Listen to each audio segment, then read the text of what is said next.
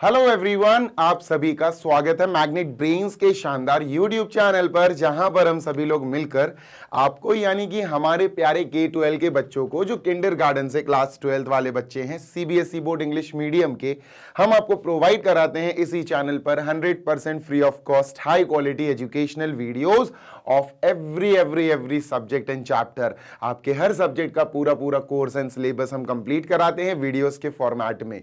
अब हमारे जो हिंदी मीडियम के प्यारे बच्चे हैं भाई, जो क्लास 6 से क्लास 12 वाले हैं, यूपी बोर्ड के, MP board, Bihar board, Rajasthan board या दिल्ली बोर्ड के, तो ये सारे के सारे हिंदी मीडियम वाले बच्चे भी हमारे magnet brains Hindi medium YouTube channel पर जाकर बढ़िया शानदार पढ़ाई कर सकते हैं, and that too free of cost. Notes के लिए आप हमारी वेबसाइट और एप्लीकेशन चेकआउट कर सकते हैं। वेबसाइट है www.magnetbrains.com।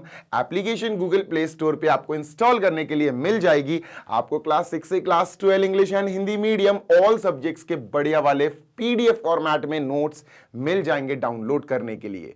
This side Zeeshan, your maths mentor, आप सभी का स्वागत करता हूं आज के बढ़िया से सेशन में, जिस सेशन से हम एक बहुत ही प्यारे से और सुंदर से चैप्टर की शुरुआत करने जा रहे हैं।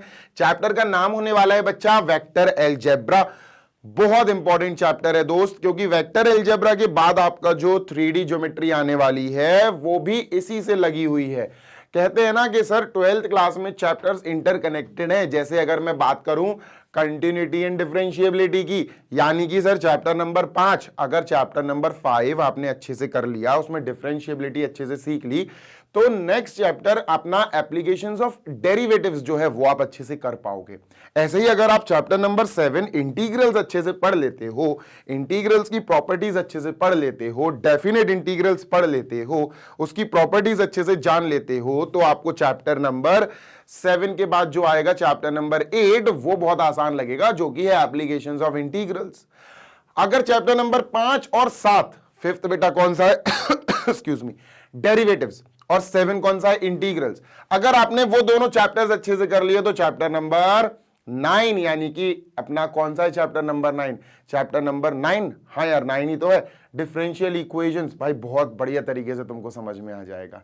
ठीक है, क्लियर है? हाँ सर। तो आज हम वेक्टर अलजेब्रा पढ़ेंगे, और वेक्टर अलजेब्रा यानी चैप्टर नंबर अपना 10 कंप्लीट करके चैप्टर 11 को बहुत बढ़िया तरीके से तैयार करेंगे। ठीक है, तो सर जी आज हमें चैप्टर ओवरव्यू और इंट्रोडक्शन जानना है इस चैप्टर का, है ना। चैप्टर ओवरव्यू बोले तो क्या सर जी, चैप्टर ओवरव्यू बोले तो चैप्टर की प्लानिंग, चैप्टर में क्या क्या चीजें हैं ये जानना जरूरी है सर जी, है ना। आपको पता होना चाहिए भैया, घर बनवाने चले हैं और घर में कितने कमरे बनाने हैं, कितने किचन बनाने हैं, कितने वॉशरूम देने हैं, कितने गेट देने हैं, कितनी खिड़कियां देनी है, कितने फ्लोर्स देने हैं। अगर हमें यही नहीं पता तो हम घर का काम कैसे शुरू करवा देंगे भैया। हमें अपना घर बनवाना है तो हम पहले पूरी मैपिंग करते हैं ना, प्लानिंग करते हैं ना, जिसको कहते हैं बेटा कि आप अपने घर का नक्शा बनवा लो, पहले मैप बनवा लो। उसी तरह से ये हमारा घर है, आज हमारे घर का नाम है वेक्टर अलजेब्रा, हम इसको बनाना शुरू कर रहे हैं। लेकिन बनाना शुरू करने से पहले, इस चैप्टर की शुरुआत से पहले, हमें इस चैप्टर के बारे में जान लेना है कि इस चैप्टर में कितनी खिड़कियां हैं, कितने बेटा अपन को रूम बनाने हैं, कितने अपन को बेटा इसमें वॉशरूम देने हैं, सब कुछ जान लेते हैं। ये चैप्टर हमारा वेक्टर अलजेब्रा, इसमें कौन सा टॉपिक है, कब आएगा, कैसे आएगा, कहां पढ़ना है, कितने इसमें टॉपिक्स होने वाले हैं, कितने कॉन्सेप्ट होने वाले हैं, आओ जानते हैं चैप्टर ओवरव्यू में। तो बच्चों अभी इसी वीडियो में, इसी सेशन में मैं आपको 5 से 10 मिनट चैप्टर ओवरव्यू डिस्कस करूंगा, और उसके बाद इसी वीडियो में अपन शुरू कर देंगे सर जी क्या, इंट्रोडक्शन, यानी सिर्फ वेक्टर अलजेब्रा क्या है, मैं सिर्फ और सिर्फ इसके नाम के ऊपर बात करूंगा। What is vector algebra. ठीक है, तो इसके बारे में बात होगी कब बेटा, इंट्रोडक्शन में, अभी से 15-20 मिनट बाद। ठीक है, 10-15-20 मिनट बाद बात होगी। ठीक है, जब हमारा इंट्रोडक्शन भी खत्म हो जाएगा, चैप्टर व्यू खत्म होने के बाद, चैप्टर ओवरव्यू खत्म होने के बाद इंट्रोडक्शन पढ़ाऊंगा। इंट्रोडक्शन पढ़ाने के बाद आपको ये सेशन खत्म कर दूंगा मैं, ये वीडियो खत्म हो जाएगा। उसके बाद हमें जो नेक्स्ट वीडियो मिलेगा, इट विल बी भैया position vector and direction vector. ये बहुत इंपॉर्टेंट है। ऑल दो मेरा मानना है कि ये वाला वीडियो या ये वाला टॉपिक टाइप्स ऑफ वेक्टर्स के बाद होना चाहिए था। ये मेरा पर्सनल मानना है, लेकिन अपन एनसीईआरटी दीदी को फॉलो कर रहे हैं, तो एनसीईआरटी दीदी में जिस हिसाब से चीजें दी जाएंगी हम भी उसी अकॉर्डिंग काम करेंगे। तो सर जी अब नेक्स्ट वीडियो जो आएगा इसी के जस्ट बाद आपको उसमें क्या मिलेगा, व्हाट आर पोजीशन वेक्टर्स। भैया पोजीशन वेक्टर क्या होते हैं, व्हाट आर डायरेक्शन कोसाइंस और डायरेक्शन कोसाइंस क्या होते हैं। ये बहुत इजी सी चीजें हैं, आपको डिटेल में बताऊंगा। बेटा बहुत कंफ्यूजिंग चैप्टर है ये, मैं पहले बता देता हूं आपको, पहले आपको डिस्क्लेमर दे दूं, ये चैप्टर बहुत कंफ्यूजिंग होने वाला है उनके लिए जो बहुत कायदे से नहीं पढ़ेंगे। 100% आपका फोकस होना चाहिए मेरी बातों पे, मेरे मुंह से जो निकल रहे हैं शब्द उनको सुनो, कानों तक जाने दो, दिमाग में स्टोर करो, और जो विजुअल्स आप देख रहे हो, जो भी चीजें लिखी हुई दिख रही हैं, थोड़ा समझना, ठीक है। हर एक टॉपिक, हर एक कॉन्सेप्ट बिल्कुल गहराई से समझाऊंगा भाई, बिल्कुल भी कंजूसी नहीं करूंगा समझाने में। बस आपको ये प्रॉमिस करना है कि आप भी बिल्कुल कंजूसी नहीं करेंगे पढ़ाई अच्छे से करने में, ठीक है।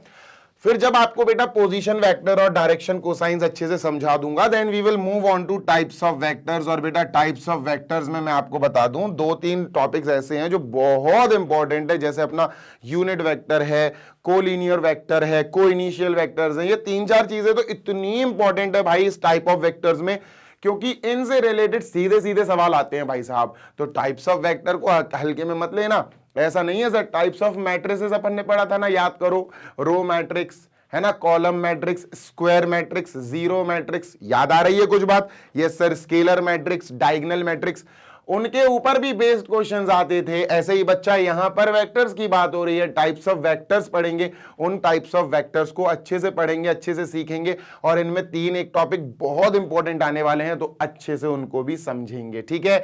नेक्स्ट बेटा हम एनसीईआरटी एग्जाम्पल सॉल्व करेंगे। एनसीईआरटी एग्जाम्पल्स में आपसे कुछ बेसिक सी चीजें। अच्छा एक बात मैं आपको पहले ही बता दूं, इस चैप्टर में फर्स्ट एक्सरसाइज और एनसीईआरटी एग्जाम्पल शुरू के कुछ फिजिक्स से रिलेटेड है, वो भी आपको टॉपिक पढ़ाया जाएगा। काहे से रिलेटेड है सर जी? फिजिक्स से, ठीक है। कुछ चीजें आपको फिजिक्स की भी मिलने वाली हैं, ठीक है। जैसे आपसे एरिया, आपसे फोर्स, प्रेशर, एक्सिलरेशन, ये शब्द यूज होने वाले हैं, डिस्टेंस, डिस्प्लेसमेंट, ये सारे के सारे वर्ड्स हमारे अभी इस चैप्टर में यूज होने वाले हैं। जब यूज होंगे तब आपको उनकी भी कहानी सुना दूंगा मैं, ठीक है। जब ये सारी चीजें हम अच्छे से पढ़ लेंगे, then we will be able to solve exercise 10.1। Although exercise 10.1 में आपको डायरेक्शन कोसाइंस या पोजीशन वेक्टर से रिलेटेड एज सच क्वेश्चंस नहीं मिलने वाले हैं। बेसिक सा रहेगा, 4-5 क्वेश्चंस हैं, इजी हैं, बस क्वेश्चंस के नाम पे बस आपका वार्म अप करा रहे हैं वो 10.1 में। जब आपके 10.1 की कहानी खत्म हो जाएगी तब we will head on to 10.2। लेकिन 10.2 शुरू करने से पहले हमें 10.2 में दिए गए कॉन्सेप्ट बहुत अच्छे से समझना है, पढ़ना है और अच्छे से अपने दिमाग में उनको स्टोर करना है।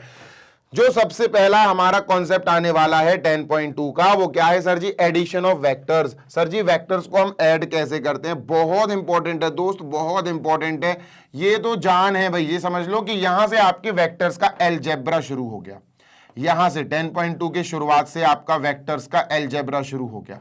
वेक्टर्स अलजेब्रा, ठीक है। अलजेब्रा समझते हो ना? अलजेब्रा समझते हो ना? जी सर। भाई काटा पीटी, मल्टीप्लाई करना, डिवाइड करना, प्लस करना, तो यहां से आपकी अलजेब्रा शुरू हो गई वेक्टर्स की। यहां तक तो वेक्टर पढ़ रहे थे कि भैया वेक्टर है क्या, यहां से आपका एक्चुअल वेक्टर चैप्टर शुरू होगा, ठीक है। Done sir. तो यहां हम क्या सीखेंगे? वेक्टर्स को ऐड करने के तरीके सीखेंगे भैया। लॉ ऑफ ट्राइंगल एडिशन है, बहुत सारी चीजें हैं, उनको हम सब समझेंगे बहुत प्यारे तरीके से। Multiplication of vector by a scalar, यहां फिर जैसे एडिशन सीख लिया, अब हम मल्टीप्लिकेशन ऑफ वेक्टर सीखेंगे, लेकिन ये वेक्टर्स नहीं है।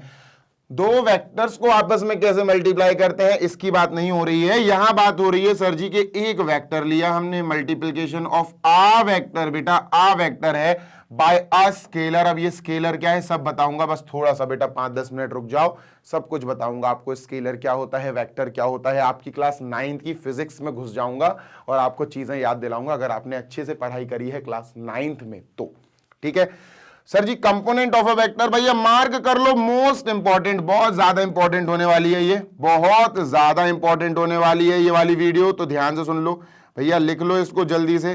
Components of a vector, vector के कंपोनेंट्स, वेक्टर क्या क्या चीजें अपने अंदर रखता है, वेक्टर्स के कंपोनेंट सीखेंगे डिटेल में।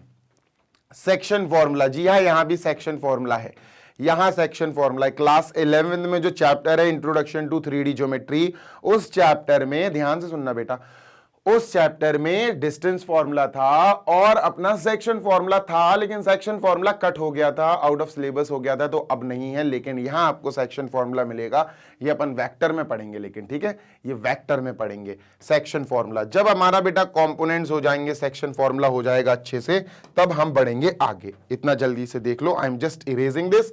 ठीक है सर, ये देखो क्या लिखा हुआ है।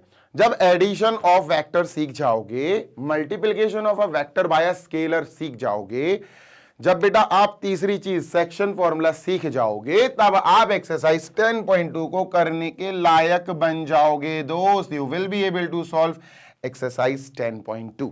जी हां, आप 10.2 सॉल्व करने लायक बन जाओगे, क्योंकि यहां पर एडिशन मल्टीप्लिकेशन की ही बात हो रही है। देखो, वेक्टर का वेक्टर से मल्टीप्लाई करना इज समथिंग डिफरेंट, वेक्टर का एक स्केलर से मल्टीप्लाई करना इज इजी। ये आसान काम है, एक वेक्टर का एक स्केलर से मल्टीप्लाई करना बहुत आसान काम है। मैं आपको एक एग्जांपल बताऊं।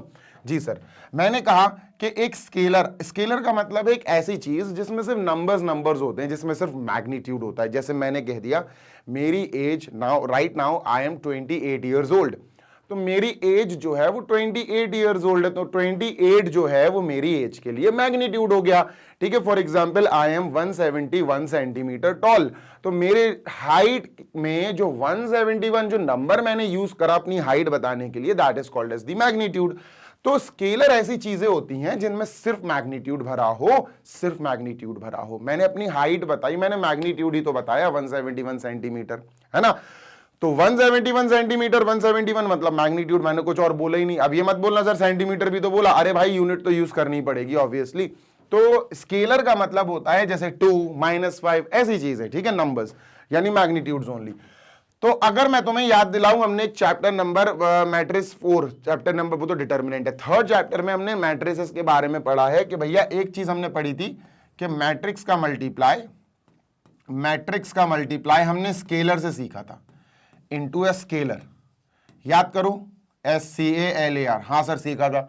और फिर हमने थोड़ी दिनों बाद या थोड़े वीडियोस के बाद एक मैट्रिक्स का दूसरे मैट्रिक्स से मल्टीप्लाई भी सीखा था, मैट्रिक्स इनटू मैट्रिक्स। समझ गए क्या? हाँ सर। समझ गए क्या? हाँ सर। तो बेटा एक मैट्रिक्स का जब आप किसी स्केलर से मल्टीप्लाई करते हो तो वो आसान चीज होती है। जैसे एग्जाम्पल के तौर पे देखो, मैं बताता हूं, स्केलर की जगह मैंने लिख लिया बेटा 2 और मैट्रिक्स की जगह मैंने लिख लिया बेटा 1 4 7 2। ठीक है, ये मैंने मैट्रिक्स ले लिया है। ठीक है, अब मैं कहूं बेटा क्या है ये, तो तुम कहोगे sir 2 is a number, scalar हो गया, this is a scalar, this is a matrix. A scalar and a matrix, इन दोनों का प्रोडक्ट। तो कैसे होता है? इजी होता है सर, स्केलर अंदर कूद जाएगा, सबसे मल्टीप्लाई हो जाएगा, 2 1 जा 2, 2 7 जा 14, 2 4 जा 8, 2 2 जा 4। लो भैया आंसर आ गया। तो ये हो गया बेटा स्केलर इनटू मैट्रिक्स। ऐसे ही हम स्केलर इनटू अ वेक्टर सीखेंगे, जो कि आसान है, बहुत आसान है। फिर उसके बाद आएगा बेटा 2 वेक्टर्स का मल्टीप्लाई, जैसे मैं कह रहा हूं 2 मैट्रिसेस का मल्टीप्लाई, मैट्रिक्स इनटू मैट्रिक्स, ये एक अलग कहानी है। मैट्रिक्स इनटू मैट्रिक्स की एक अलग कहानी है, याद है ना। पहले मैट्रिक्स का रो लेते हैं, दूसरे मैट्रिक्स का कॉलम लेते हैं, फिर मल्टीप्लाई करके अपन प्रोसेस पूरा करना जानते हैं, बहुत अच्छे से जानते हैं sir, that is not a big deal to us. तो सर जी यहां पर बात समझो, ये बेटा प्रोडक्ट, यानी प्रोडक्ट का मतलब है भैया मल्टीप्लाई ऑफ 2 वेक्टर्स, और इसको मल्टीप्लाई 2 वेक्टर्स को, वेक्टर इनटू वेक्टर को मल्टीप्लाई करने के 2 तरीके होते हैं, 2 अलग अलग मेथड होते हैं। एक होता है सर जी डॉट प्रोडक्ट यानी डॉट मेथड, और एक होता है सर जी क्रॉस प्रोडक्ट यानी क्रॉस मेथड। ठीक है, समझे नहीं समझे? समझ गए सर, है ना। दोनों ही वेक्टर को मल्टीप्लाई करने के तरीके हैं। One method is called as dot product method, another format of multiplication of 2 vectors is बेटा क्रॉस प्रोडक्ट। क्लियर है? दोनों अलग अलग फॉर्मेट है, दोनों अलग अलग चीजें हैं, ये बात ध्यान रखना। क्रॉस प्रोडक्ट आपको डिटर्मिनेंट्स की मदद से कराया जाएगा, आपको डिटेल में बताया जाएगा, डोंट वरी, है ना। डन सर जी। उसके बाद, और दोनों के अलग अलग आंसर्स आते, 2 अलग अलग ही पैटर्न्स हैं, ये 2 अलग अलग चीजें हैं। एनसीईआरटी के एग्जाम्पल्स करेंगे सर जी, जब हम अच्छे से डॉट प्रोडक्ट सीख जाएंगे तो एनसीईआरटी के एग्जाम्पल्स करने लायक बन जाएंगे। And then we will jump on to exercise 10.3। Done है? Is it clear to everyone? Yes और नो जल्दी से बता दो। ठीक है, क्लियर है? हाँ जी सर क्लियर है। तो चैट बॉक्स में जरूर बता देना, और सेशन को लाइक कर दो बेटा, सबसे पहले आप सेशन को कर दो लाइक, सो दैट मुझे भी भैया थोड़ी सी एनर्जी प्रोवाइड हो जाए। ठीक है, चलिए सर, उसके बाद जब हम एक्सरसाइज 10.3 करके रेडी हो जाएंगे नेक्स्ट और लास्ट टॉपिक सीखने के लिए, which is the product of two vectors by cross method, by cross product. Basically cross product बोलते हैं, डॉट प्रोडक्ट बोलते हैं। जैसे वेक्टर में भी आपको लिखकर दिखा दे रहा हूं, मान के चलो एक वेक्टर है अपना ए बी वैक्टर, एक वेक्टर है अपना सी डी वैक्टर, ठीक है, और दोनों का क्रॉस प्रोडक्ट मल्टीप्लाई, अगर ये क्रॉस लगा हुआ है तो ये वाली बात हो रही है। और अगर मान के चलो ए बी वेक्टर, एक अपने पास ए बी वेक्टर है और एक अपने पास सी डी वेक्टर है, मैं बताऊंगा अभी आपको, हो सकता है आपको समझ में नहीं आ रहा हो कि सर ये क्या टोपी लगा दी है, ये कैप लगा दिया आपने, ये क्या एरो लगा दिया, बताऊंगा। इनके बीच में सर अगर डॉट लगा है तो फिर ए बी और सी डी का प्रोडक्ट होना है, मल्टीप्लाई होना है by dot product, by dot product method. ये क्रॉस प्रोडक्ट, दोनों अलग मेथड है, दोनों अलग आंसर्स दे सकते हैं, दोनों का प्रोसेस अलग है, तो अच्छे से सीखेंगे, ठीक है। डन सर, बढ़िया तरीके से आगे चलते हैं।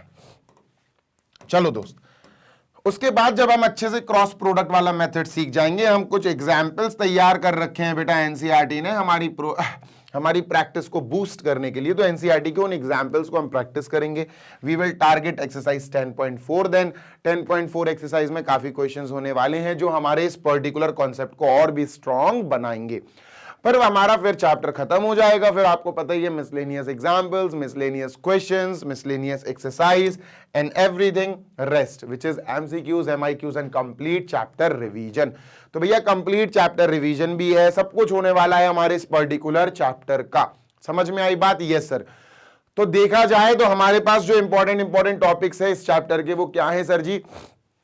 बेटा वो सबसे इंपॉर्टेंट है हमारा पोजीशन वेक्टर से शुरू करेंगे, सीखेंगे क्या होता है, डायरेक्शन कोसाइन से सीखेंगे क्या होता है, टाइप्स ऑफ वेक्टर में हमें यूनिट वेक्टर, कोलिनियर वेक्टर और को इनिशियल वेक्टर, ये तीन बहुत इंपॉर्टेंट है, और भी हैं टाइप्स ऑफ वेक्टर्स, बट तीन वेक्टर्स बहुत इंपॉर्टेंट है। कौन से सर? यूनिट वेक्टर, को इनिशियल वेक्टर, कोलिनियर वेक्टर, और पैरेलल वेक्टर्स भी हैं, वो भी बताऊंगा, ठीक है। उसके बाद सर एडिशन ऑफ वेक्टर, ये आसान है, बहुत इजी है, इसमें कोई ज्यादा टफनेस नहीं है, इजी सी कॉन्सेप्ट है। फिर हम सीखेंगे multiplication of a vector by a scalar, एक वेक्टर को एक स्केलर क्वांटिटी से कैसे मल्टीप्लाई करा जाता है, कंपोनेंट ऑफ अ वेक्टर, ये दोनों बहुत इंपॉर्टेंट है, और सेक्शन फॉर्मूला, ठीक है, सीधे सीधे फॉर्मूले हैं, मैं बता दूंगा आपको, डोंट वरी। उसके बाद फिर हम चलेंगे सर जी 10.2 सॉल्व कर लेंगे 10.3 की तैयारी करेंगे। 10.3 की तैयारी करने के लिए आपको दो वेक्टर्स का मल्टीप्लिकेशन आना चाहिए with the help of dot product, dot वाले तरीके से 10.3 आप निपटा दोगे, फिर आप 10.4 की तैयारी में लग जाओगे, जिसमें आपको प्रोडक्ट फिर से सीखना है दो वेक्टर्स का प्रोडक्ट, इस बार दूसरे तरीके से, which is called as sir ji cross product. फिर आप एनसीईआरटी एग्जांपल सॉल्व करके 10.4 सॉल्व करोगे, खत्म कर दोगे, और फिर मिसलेनियस आपके सामने है। तो ये रहा बेटा आपका पूरा का पूरा मैपिंग, पूरे के पूरे चैप्टर की प्लानिंग। आओ बेटा आपको अभी शुरू कराता हूं what is the introduction of this chapter. इस चैप्टर के जो नाम है उसका क्या काम है, इस चैप्टर का जो नाम है वेक्टर अलजेब्रा, वो है क्या सर? जानना भी तो जरूरी है भाई, ये क्या चीज है, क्या भला है, व्हाट इज वेक्टर अलजेब्रा, आओ समझते हैं, ठीक है। Let us start with the flow. Sir ji introduction में हम मात्र बात करेंगे वेक्टर अलजेब्रा होता क्या है। मेरे बच्चे, मैंने तुमसे कहा था कि मैं तुमसे क्लास 9th की बात करूंगा, काहे की बात करेंगे सर जी? क्लास 9। अब क्लास 9 में भाई साहब आपने फिजिक्स में, क्लास 9 की फिजिक्स में आपने एक चैप्टर पढ़ा जो सबसे पहला चैप्टर है, क्लास 9 की फिजिक्स का सबसे पहला चैप्टर है, जहां तक मुझे पता है, क्योंकि मैंने पढ़ाई है क्लास 9 की फिजिक्स, स्कूल्स में मैंने पढ़ाई है, that's why I know. Sir ji यहां पर सबसे पहला चैप्टर जो है विच इज बेसिकली मोशन, है ना, मोशन भैया सबसे पहला चैप्टर है। इस चैप्टर में बेटा आपको दो शब्द पढ़ाए गए होंगे, 110% I am sure about those two words. Topics में आते हैं वो बेटा, एक है स्केलर क्वांटिटीज, एक है सर जी क्या, स्केलर क्वांटिटीज, ठीक है, क्या है सर जी? स्केलर क्वांटिटीज, और एक है सर जी वेक्टर क्वांटिटीज। डन है क्या जी सर? एक है बच्चा वेक्टर क्वांटिटीज, इतनी बात क्लियर है? हाँ सर। बेटा आज हमारा जो ये चैप्टर है ना, वो इसी टॉपिक पर बेस्ड है, इस पर स्केलर भी समझाऊंगा, डोंट वरी, और वेक्टर भी समझाऊंगा, ठीक है। तो ये है हमारे चैप्टर का नाम, वेक्टर क्वांटिटीज का algebra, which is vector algebra. Class 9 का chapter number 1 of physics which is motion, उसमें हमने ये टॉपिक पढ़ा है scalar quantity and vector quantity. I am 110% sure, अगर आपने अच्छे से पढ़ाई करी है तो आपको याद आ जाएगा, पढ़ाई अच्छे से नहीं करी है तो आपको याद बिल्कुल नहीं आएगा, है ना। तो याद तो भैया उनको आता है जिन्होंने याद किया होगा। चलो सर जी इससे होगा क्या, आप चैप्टर समझाओ ना, वेक्टर अलजेब्रा क्या होता है ये समझाओ ना। समझाता हूं, ध्यान से सुनना। देखो अलजेब्रा का सीधा सीधा मतलब है भैया प्लस माइनस मल्टीप्लाई डिवाइड करना सीखो। What is the meaning of algebra? To add, to subtract, to multiply, to divide. तो उसकी बात बाद में करेंगे, पहले हम वेक्टर समझ लेते हैं, ठीक है। हम स्टार्ट करते हैं बिल्कुल बेसिक एग्जाम्पल से। लेट अस स्टार्ट बिल्कुल बेसिक एग्जाम्पल, ठीक है, ध्यान से सुनना। जी सर, बेटा ये मैंने एक लाइन बनाई, दिस इज अ लाइन। क्या है लाइन? लाइन सेगमेंट नहीं है, दिस इज अ लाइन, ठीक है। सर लाइन क्यों बोला आपने? बिकॉज इसको हम इस डायरेक्शन में भी बढ़ा सकते हैं, इस डायरेक्शन में भी बढ़ा सकते हैं। We can increase this line, we can extend this line in upper direction also, lower direction also. ऊपर और नीचे, हम आगे और पीछे हम इसको इंक्रीज कर सकते हैं, एक्सटेंड कर सकते हैं। और किसी भी लाइन को जब आप आगे और पीछे बढ़ा सकते हो तो वो लाइन होती है, लाइन सेगमेंट नहीं होती है। लाइन सेगमेंट में तो एक प्रॉपर लेंथ होती है। अब मैं तुमसे कहूं एक लाइन बनाओ 5 सेंटीमीटर की, अब मैंने आपको लाइन बनाने को बोला लेकिन 5 सेंटीमीटर की, मतलब उसकी लेंथ आपको एक डिफाइंड लेंथ दी गई है, एक डिसाइडेड लेंथ दी गई है। उस कंडीशन में वो line will be a line segment. बात क्लियर है? हाँ सर। अब जो लाइन होती है ना, जो लाइन जिसको हम आगे पीछे इंक्रीज कर सकते हैं, एक्सटेंड कर सकते हैं, बेसिकली उसमें क्या होता है ना sir, we can increase, we can extend this in both the directions. या तो आप कह सकते हो इसको मैं आगे की डायरेक्शन में एक्सटेंड कर सकता हूं, सही बात है। या तो कह सकते हैं सर इसको पीछे की डायरेक्शन में मैं इंक्रीज कर सकता हूं, एक्सटेंड कर सकता हूं, या दोनों डायरेक्शन में आगे पीछे अपन बढ़ा सकते हैं, ठीक है। अब अगर किसी भी लाइन को आप किसी डायरेक्शन के साथ देखते हो तो उस लाइन को हम डायरेक्टेड लाइन बोलते हैं। क्या बोलते हैं बेटा? Directed line. बहुत ध्यान से सुनो। जी सर, व्हेन अ लाइन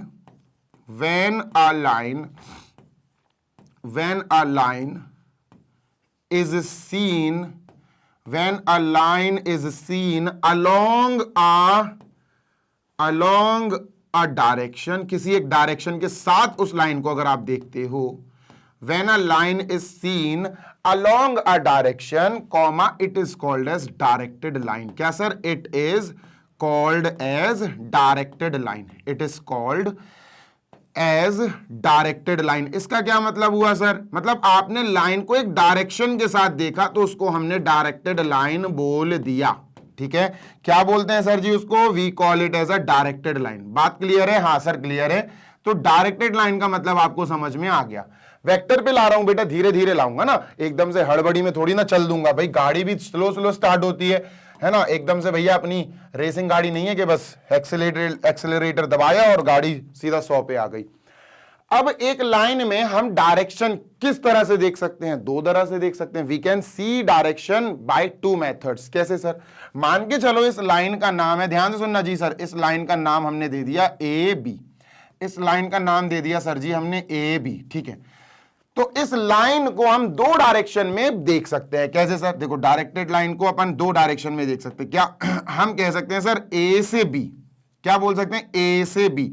मतलब वी कैन से कि सर ए से शुरुआत हो रही है, बी की तरफ भाग रहे हैं, बी की तरफ इसकी डायरेक्शन को देख लिया हमने कि सर ए टू बी। और जैसे ही हमने ए टू बी बोला तो याद रखना आपको इसके सर पे एक एरो लगाना है, और एरो आपको उस डायरेक्शन की तरफ लगाना है जिस डायरेक्शन में ये बढ़ रही है। तो हमने देखा कि बी की तरफ बढ़ रही है, हमने इस वाले एरो को देखा कि यार ए से ये बी की तरफ बढ़ती जा रही है, इसको बढ़ा देंगे अपन बी की तरफ, तो ए बी। या फिर भैया एक लड़का उठा और एक लड़के ने कहा सर ए बी ही क्यों, मैं तो इसको बी से ए की तरफ देखता हूं, ए की तरफ भी इसको इंक्रीज किया जा सकता है। हाँ यार, तो इसको बी ए लिखकर अपन सर क्या करेंगे? बी ए, बी से ए। तो अब इसका एरो ऐसा आ जाएगा, तो अब एरो किसकी तरफ है? ए की तरफ, मतलब ए की तरफ भी इसको एक्सटेंड किया जा सकता है। ये जो एरो लगाया है ना, इस एरो का मतलब क्या होता है? इस एरो का मतलब होता है सर जी अब इस लाइन में हमने एक डायरेक्शन दे दी, these directions are given to this line, तो ये लाइन डायरेक्टेड लाइन हो गई। तो हमने पढ़ा A B is a line, A B के ऊपर एरो, इसका मतलब ए बी लाइन क्या हो गई? A B line is a directed line. B A के ऊपर arrow, B A line is a directed line. आगे बढ़ते हैं। अब अगर हमने इन लाइंस को मैग्नीट्यूड भी दे दिया, अगर इन लाइंस को हमने मैग्नीट्यूड भी दे दिया, मैग्नीट्यूड का मतलब क्या होता है? अभी बताया था, मैग्नीट्यूड का मतलब है बेसिकली एक नंबर दे देना। फॉर एग्जाम्पल मैंने कहा, ध्यान से सुनना जी सर, फॉर एग्जाम्पल, ठीक है, यहां मैंने कहा आपसे कि बच्चा, यहां मैंने कहा, ध्यान से सुनना जी सर, मैंने ऊपर कहा अबब लाइन इज ऑफ 5 सेंटीमीटर। लो भैया, मैंने आपसे बोल दिया ऊपर जो लाइन बनी है वो 5 सेंटीमीटर है। Line with a length is a line segment, याद रखना, ठीक है। लाइन विद अ लेंथ, एक लेंथ दे दी लाइन की, तो अब वो लाइन सेगमेंट हो जाएगी। तो अगर मैंने आपसे कह दिया कि दोस्त ऊपर जो लाइन बनी है वो क्या है सर, वो 5 सेंटीमीटर की है, तो अब मैंने आपको इस लाइन में जो ऑलरेडी डायरेक्टेड लाइन थी उसमें आपको एक मैग्नीट्यूड भी दे दिया। ध्यान से सुनो, ध्यान से सुनो, अगर कोई डायरेक्टेड लाइन को आप मैग्नीट्यूड भी प्रदान कर दो तो वो लाइन क्या हो जाएगी, that line will be a line with a direction as well as magnitude. मैंने क्या बोला, मैंने क्या बोला, अ लाइन, ठीक है, a line which already a line which already have a direction, एक लाइन जिसके पास ऑलरेडी एक डायरेक्शन है, ठीक है, एक लाइन जिसके पास ऑलरेडी एक डायरेक्शन है।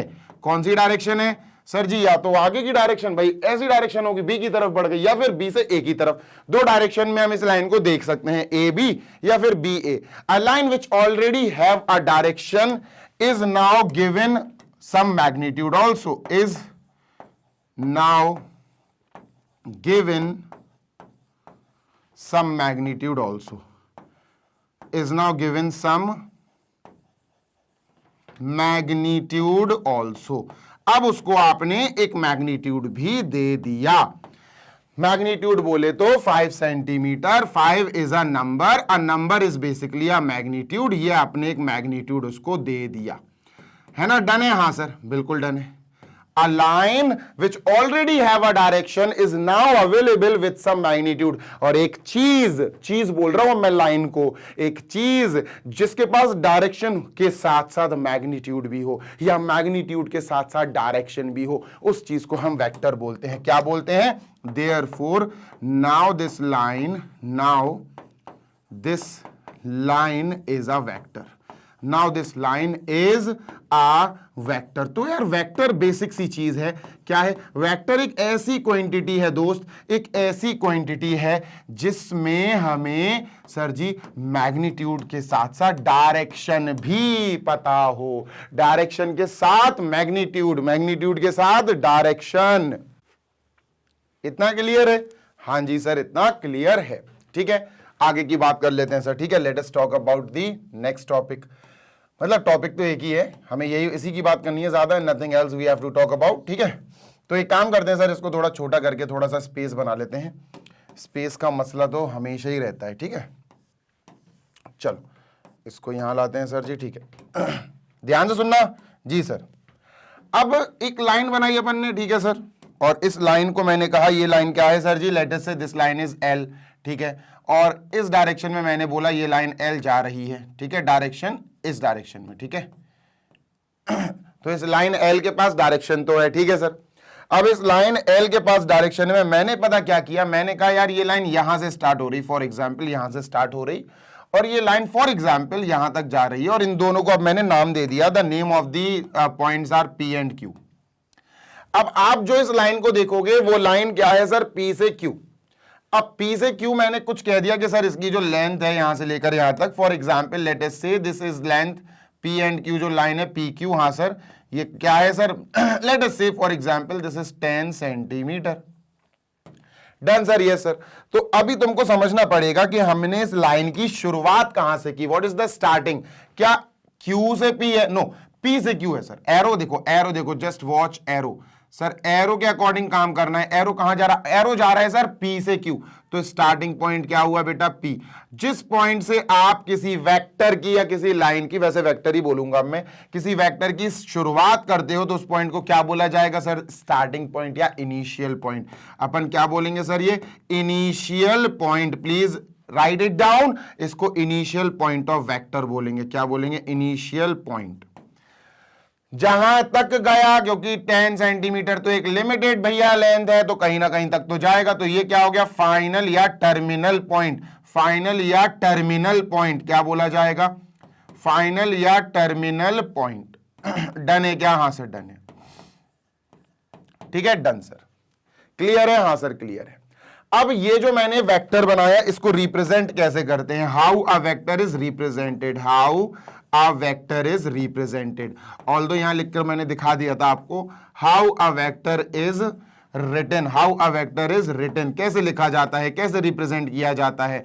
तो सर जी इसका सवाल का जवाब आराम से आपको मिल जाएगा। क्या है जवाब, जवाब है बेटा आपका वेक्टर P से शुरू होके Q तक जा रहा है तो PQ आएगा, QP नहीं आएगा बेटा। QP अगर आता तो फिर एरो उल्टा लगा होता। तो पहले तो अपन ने PQ लिखा और PQ लिखने के बाद ध्यान से सुनना सर, उसके ऊपर हमें एरो लगाना है। एरो कहां, एरो P से Q पर जा रहा है तो P से Q पर ऐसे एरो लगाएंगे, Q पे ऊपर एरो आएगा। तो ये क्या कहलाएगा, ये कहलाएगा बेटा वेक्टर PQ। क्या बोला जाएगा इसको, इसको बोला जाता है इज pronounced as P-R-O-N-O-N-O तो क्या an pronunciation pronounced P-R-O-N-U-N-C-E-D pronounced as। Sir PQ के ऊपर जो एरो लगा इसको कैसे प्रोनाउंसिएट किया जाएगा, वेक्टर PQ। वैसे मैं PQ वेक्टर बोलता हूं, is pronounced as vector PQ। क्या sir, vector PQ, vector PQ, ठीक है डन सर, वेक्टर PQ या वेक्टर ऑफ PQ या PQ वेक्टर, आप अलग अलग तरीके से प्रोनाउंसिएट कर सकते हो। अब ये वेक्टर है तो इसके अंदर क्या क्या चीजें होंगी सर, अगर ये वेक्टर है तो ऑब्वियस सी बात है सर इसके अंदर दो चीजें होंगी, एक तो डायरेक्शन और एक मैग्नीट्यूड। ध्यान से सुनना जी सर, हमारे पास वेक्टर है सर जी PQ वेक्टर या PQ वेक्टर या वेक्टर PQ, ठीक है। तो इसके अंदर सर दो चीजें छुपी हुई हैं, एक है डायरेक्शन, एक है मैग्नीट्यूड। ध्यान से सुनना जी सर, एक है सर इसका डायरेक्शन, ठीक है, एक है डायरेक्शन, ठीक है, let me just right it down direction. और दूसरी चीज सर क्या है इसका, magnitude, let me just right it down magnitude, ठीक है सर, ठीक है, डायरेक्शन और मैग्नीट्यूड हमारे पास है। तो अगर हमारे पास इसके अंदर डायरेक्शन और मैग्नीट्यूड है तो डायरेक्शन और मैग्नीट्यूड को रिप्रेजेंट भी तो कुछ कर रहा होगा, कोई चीज होगी। हाँ सर है। तो भैया यहां सुनो, क्या सर, डायरेक्शन जो है ना ये एरो की वजह से रिप्रेजेंटेड है। किससे बेटा, ये जो एरो है ना इससे रिप्रेजेंटेड है डायरेक्शन, ठीक है। ध्यान से सुन लो जी सर, डारो कह रहा हूं यार, डायरेक्शन किससे है बेटा, एरो से, with the help of arrow. The arrow represents the direction, arrow represents the direction. What about magnitude? मैं आपको फिर बता दूं, magnitude of a vector is its length। क्या होती है मैग्नीट्यूड भैया, मैग्नीट्यूड किसी भी वेक्टर की क्या होती है, is length of the vector, is LENGTH, length of the vector, ठीक है done sir, is length of the vector, उस वेक्टर की लेंथ की बात कर रहे हैं अपन, ठीक है डन सर। और इसको अपन रिप्रेजेंट कैसे करते हैं, चलो एरो से रिप्रेजेंट हो गई सर डायरेक्शन। मैग्नीट्यूड कैसे रिप्रेजेंट होगी, तो किसी भी वेक्टर की मैग्नीट्यूड को रिप्रेजेंट करने के लिए मेरे प्यारे बच्चे याद रखना, आपको उस पूरे वेक्टर को मॉड्यूलस में डाल देना है। आपको उस पूरे वेक्टर को काहे में डाल देना है सर जी, मॉड्यूलस में। यानी कुछ ऐसे, जब भी आपको जैसे PQ वेक्टर लिखा हुआ है, वेक्टर PQ, ठीक है, और आपको इसकी लेंथ पता लगानी है या इसका मैग्नीट्यूड पता लगाना है तो कुछ नहीं करना है सर जी, अपन ने इसको बस दो वॉल्स के अंदर पैक कर देना है। यही होती है बेटा मैग्नीट्यूड ऑफ वेक्टर PQ। और ये जो वॉल है ये मॉड्यूलस नहीं है, मतलब आप इसको मॉड नहीं पुकारना, बस मतलब अपन कह सकते हैं मॉड PQ, अपन पढ़ सकते हैं इसको मॉड PQ, पर ये मॉड्यूलस वो वाला मॉड्यूलस नहीं है जो अपन ने पढ़ रखा है, ठीक है। इसकी एक अलग चीज है, जब भी मैं बोलूं मॉड वेक्टर PQ समझ जाना मैं मैग्नीट्यूड ऑफ PQ की बात कर रहा हूं, ठीक है। तो इसका क्या मतलब होता है sir ji, mod of PQ is magnitude of PQ, यानी कि मैग्नीट्यूड यानी कि length of the vector PQ। बात क्लियर है क्या, is it clear to everyone, yes और नो, जल्दी से बता दो, इतनी बात क्लियर है। हाँ सर, ये बेसिक चीजें हैं। अच्छा सर जी ध्यान से सुनना जी सर, बहुत बेसिक सी चीज है, आखिरी खत्म करता हूं फिर बेटा। लेंथ ऑफ अ वेक्टर जो है, लेंथ वो basically magnitude of a vector he length of a vector कहलाती है। और लेंथ ऑफ अ वेक्टर को ऐसे रिप्रेजेंट करते हैं, लेंथ कभी नेगेटिव नहीं होती है ना, लेंथ इज नेवर नेगेटिव भैया, लेंथ जो है वो नेगेटिव नहीं होती, length is never negative, length is never negative. Length अगर नेगेटिव नहीं है तो ये जो है जो बेसिकली मैग्नीट्यूड शो कर रहा है, यानी यही लेंथ है, तो ये नेगेटिव नहीं होगी। तो अपन को समझ में आ गया सर, मैग्नीट्यूड यानी mod of PQ vector, PQ vector का मॉड यानी PQ वेक्टर की लेंथ यानी PQ वेक्टर की magnitude will always be greater than zero, will always be greater than zero नहीं, सॉरी ग्रेटर देन जीरो नहीं, will not be less than zero, will not be less than zero, ठीक है, will not be negative, will not be less than zero, will not be less than zero, भैया zero से कम नहीं होगी, ये याद रखना, ठीक है, नेगेटिव नहीं होगी मतलब जीरो से कम नहीं होगी। बेटा आज के सेशन के लिए बस इतना ही, जल्दी से इसको आप एक बार ही चेक कर लो। अब मैं इसको करने वाला हूं इरेज, ठीक है, क्योंकि अपना ये खत्म हो गया। ये आपका बेसिक सी आपकी इंट्रोडक्शन था बेटा कि वेक्टर होता क्या है।